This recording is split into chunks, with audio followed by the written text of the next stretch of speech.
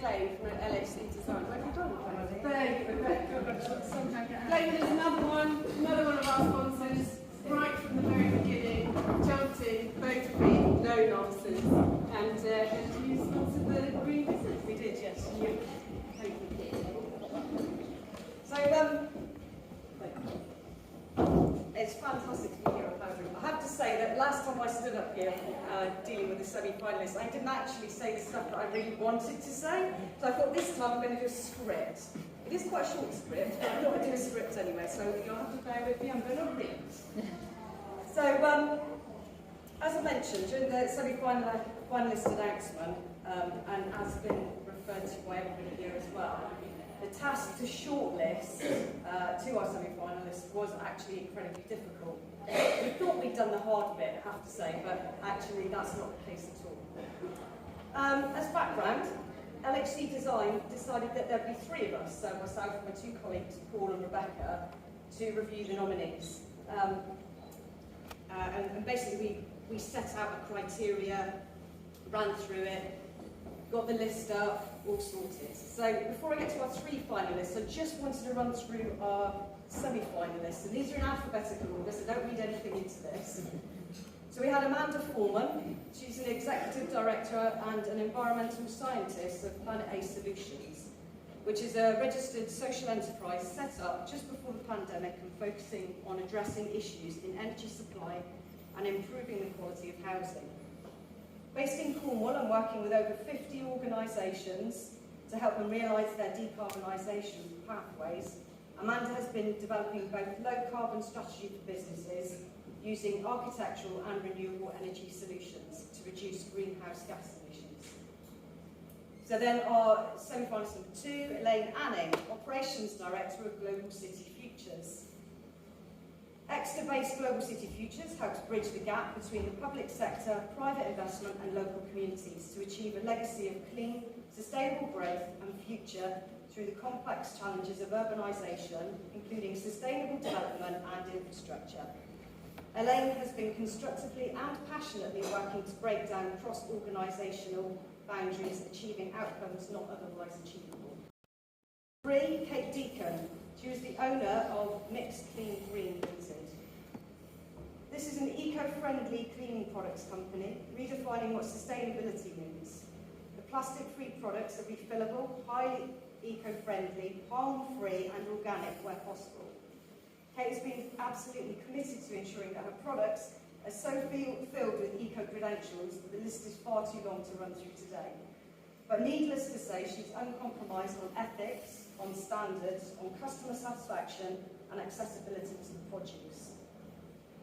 We then move on to number 4, Kate Richards and Susie Willis, who are owners and fabric engineers of the Queens at 46. This is a business born of 2 women with a passion for sewing. They're makers of low-priced, original, handmade, upcycled fashion and accessories, homewares, kitchenwares and jewellery, using reclaimed and recycled fabrics, aiming for zero waste. Their creativity is something to behold, with the business constantly changing to meet society needs, but without any compromise on their own ethics. And that is of carbon reduction and zero materials to land waste. They also set up workshops to impart their sewing knowledge to the wider community and providing a safe haven for members of the LGBTQ+, the local homeless and the children from Cambourne and the local areas. Number 5 on our list was Lola Grogan, the founder of Eco Laundry Limited. Eco Laundry is the UK's first eco-friendly laundry company, providing a unique and professional service to private clients and commercial businesses in the southwest. Lola is a self-confessed visionary and businesswoman, and through her research saw that there was a true marketplace for eco-laundry as a business. While some laundry services offer the eco-friendly detergent option, nobody was offering an entirely eco-ethos to power them, hence the eco-laundry was born. And finally, our last semi-finalist, before we move on to the finalists, is Sarah Kane, who's the Operations Director for UCSP Limited. University Commercial Services Plymouth Limited is a wholly owned subsidiary company of the University of Plymouth, serving a range of clients. Currently it includes retail catering, hospitality, early years education and childcare. And the team are approaching sustainability in the hospitality and catering on to reduce their Scope 3 emissions in a number of ways, and not least of all by purchasing locally produced food and putting carbon footprint options on cafe menus. Sarah is actually a trained engineer who worked in the Air Force, and she joined UCSP 2.5 years ago, just a week before lockdown. Now obviously those are really short, and I could say so much more for them, but I just felt it was worth you guys knowing the kind of process that we had to go through to try and whittle down to our 3 finalists. So, in essence, we met up with all 6. We had a coffee, a chat.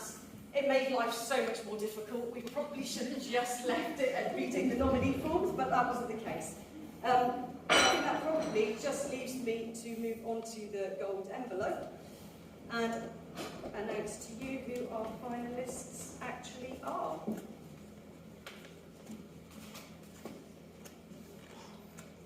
So our first finalist is Elaine, Global City Futures.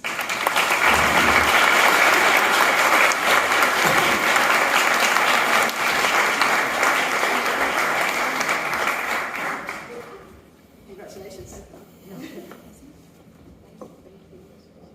Our second finalist, actually it's 2, because it's Kate Richards and Susie Willis for the Queens at 46. Now I'm not sure whether they're here, because it is from Camborne. But no,